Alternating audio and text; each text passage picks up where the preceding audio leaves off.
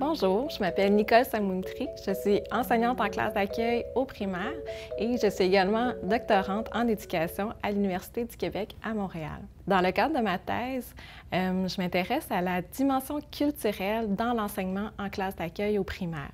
C'est un sujet qui m'intéresse particulièrement, bien sûr, avec mes expériences professionnelles, mais aussi par mon propre passé d'ancienne élève bénéficiaire des services de francisation à l'école. Et donc, aujourd'hui, ça me fait plaisir de partager mes pistes et mes réflexions sur le sujet. Donc, l'élève qui suit le programme ILS devrait développer 4 compétences disciplinaires, les 3 premières sur le plan langagier et la 4e sur le plan culturel. Au primaire, la compétence culturelle s'appelle « s'adapter à la culture de son milieu » et au secondaire, elle se nomme « s'intégrer au milieu scolaire et à la société québécoise ». Petit historique de la compétence culturelle en classe d'accueil. Avant d'arriver au quoi faire ou au comment faire pour développer la C4 en classe d'accueil, ça peut être intéressant d'en découvrir le pourquoi, d'où vient la compétence culturelle en classe d'accueil. Donc, les premières classes d'accueil ont ouvert en 1969 au sein de la Commission des écoles catholiques de Montréal, aujourd'hui devenue la Commission scolaire de Montréal. Ça fait donc près de 50 ans qu'elles existent. Depuis, 3 programmes de formation ont été élaborés spécifiquement pour le service qu'est la classe d'accueil fermée. Bien sûr, on va s'intéresser à la dimension culturelle dans ces programmes-là. Dans le premier programme, en 1984, la dimension culturelle ne faisait pas partie des objectifs visés par la classe d'accueil, ces derniers étant axés sur l'apprentissage du français. Par contre, on parlait déjà de sensibiliser l'élève à son nouveau milieu de vie, tout en valorisant autant que possible ses propres valeurs socioculturelles, ses modes de vie, ses coutumes. Donc, ça témoignait déjà d'une certaine ouverture à la diversité culturelle qui impliquait l'accueil des élèves immigrants. On proposait donc des activités dites socioculturelles, facultatives à l'enseignement. Par exemple, on suggérait de faire visiter l'école, prendre les transports en commun avec les élèves ou encore visiter certains commerces du quartier lorsque l'occasion se présentait. Bien qu'elles étaient facultatives, ces pistes-là étaient suggérées dans le programme de formation. Donc, pour l'enseignant qui voulait inclure une dimension culturelle en classe d'accueil, il disposait quand même de pistes pédagogiques concrètes. Au secondaire, on sentait que la dimension socioculturelle voulait être davantage diluée dans la compétence à communiquer. On devine que la maturité des élèves leur permettait de mieux intégrer les contextes de communication ou encore les conventions d'usage de la langue. Je reviendrai plus tard sur les repères culturels qui étaient donnés pour le secondaire parce qu'ils vont nous aider à comprendre tout ce que le mot « culture » peut engendrer comme contenu culturel, mais aussi les défis pédagogiques qui peuvent l'accompagner. En 2001, dans le cadre de la réforme des programmes de formation à la formation générale des jeunes, la classe d'accueil au primaire se retrouve avec 2 compétences. La première, interagir en français. La deuxième, se familiariser avec la culture de son milieu. Les explications qui étaient données pour cette compétence-là ont permis de bien expliquer la perspective interculturelle que le ministère visait.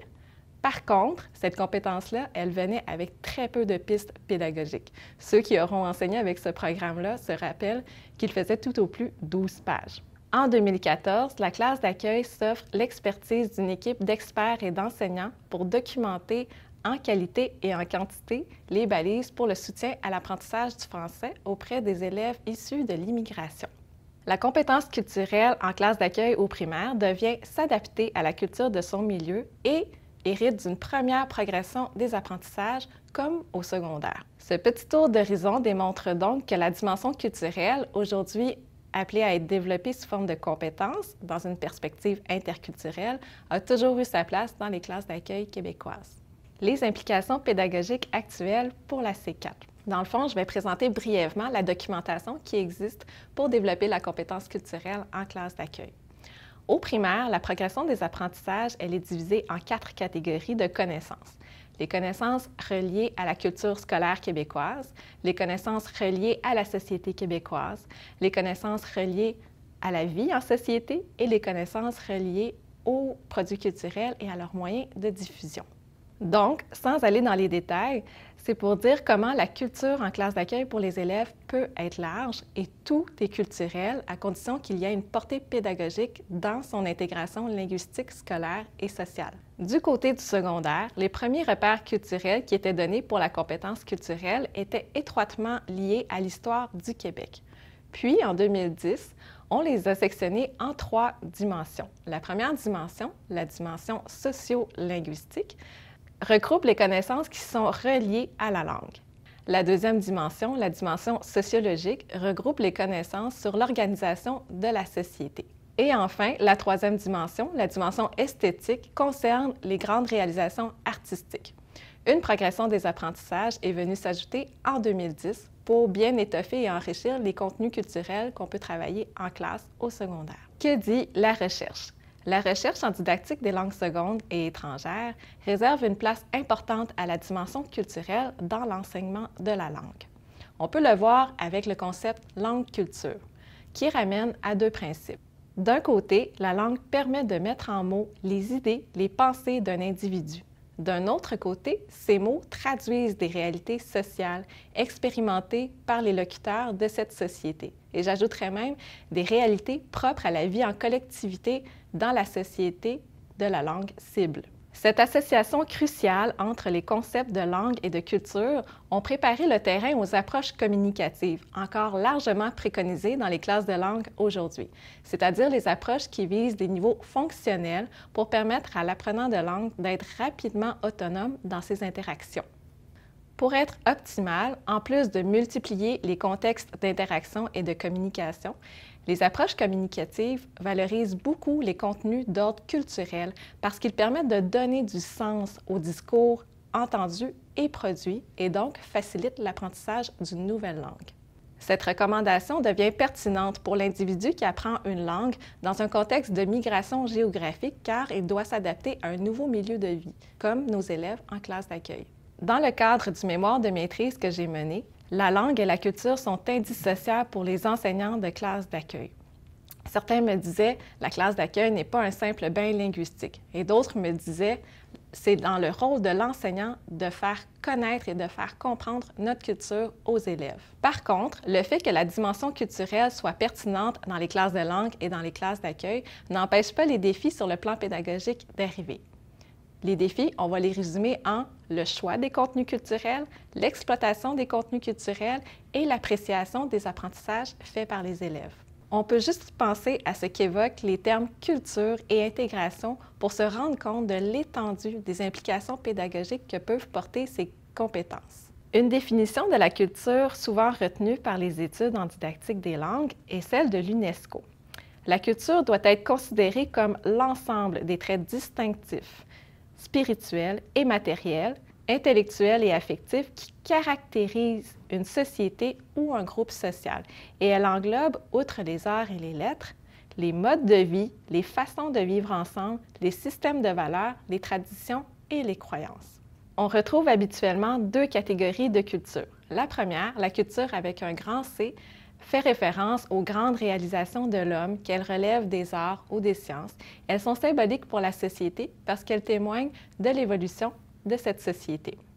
La deuxième catégorie, la culture avec un petit c, fait davantage référence au comportement, au mode de vie, à tout ce qui relève du quotidien pour vivre harmonieusement dans une société. On peut donc voir avec ces définitions que tout peut être culturel. C'est une question de perspective et que c'est difficile d'effectuer des choix de contenu culturel à travailler en classe. Je proposerai des critères un peu plus tard. Défi 1, le choix des contenus culturels. On va se rappeler des formulations de la C4 pour le primaire et pour le secondaire. Donc, pour le primaire, s'adapter à la culture de son milieu et au secondaire, s'intégrer au milieu scolaire et à la société québécoise. Défi 2, l'exploitation des contenus culturels. Des cadres de référence ont été élaborés pour le développement d'une compétence interculturelle dans l'enseignement des langues secondes et étrangères en contexte de diversité culturelle. Brièvement, les apprentissages y sont véhiculés en 3 niveaux: les savoirs, les savoir-faire, les savoir-être. Les savoirs concernent tout ce qui est factuel, nommé, identifié, connaître. Les savoir-faire sont développés dans la mobilisation appropriée des contenus culturels pour interagir et communiquer. Finalement, les savoir-être démontrent une compréhension approfondie du fait culturel. Ils impliquent une prise de distance par la réflexion et une prise de conscience sur la signification sociale du fait culturel. Pour exploiter cette démarche et en toute concordance avec les approches communicatives dont j'ai parlé plus tôt, les discussions et les échanges sont encore les meilleures situations d'apprentissage pour l'exploitation des contenus culturels dans une démarche interculturelle. Je donnerai des exemples plus tard.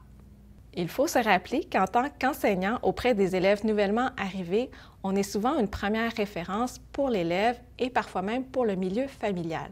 Il n'est pas rare que les questions qu'on se fait poser dépassent le cadre de l'apprentissage du français et de ses règles de grammaire.